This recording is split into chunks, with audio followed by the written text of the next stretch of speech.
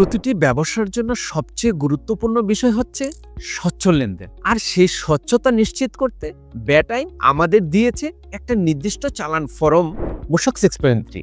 মূসক 6.3 হলো ব্যাট চালান বা চূড়ান্ত বিক্রয় চালান, অর্থাৎ পণ্য বা সেবা বিক্রয়ের সময় ব্যাট সহ চূড়ান্ত বিল ইস্যু করার জন্য এই ফর্ম ব্যবহার করতে হয়।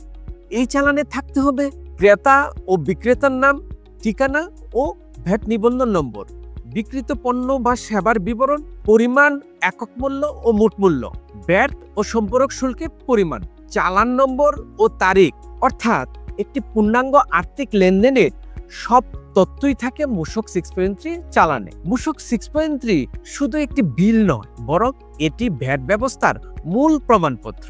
এই চালান ছাড়া ব্যবসার বিক্রয় হিসাব আইনগতভাবে বৈধ ধরা হয় না। তাই প্রতিটি বিক্রয়ের ক্ষেত্রে মূসক 6.3 ইস্যু করা প্রতিটি ভ্যাট নিবন্ধিত প্রতিষ্ঠানের আইনগত দায়িত্ব।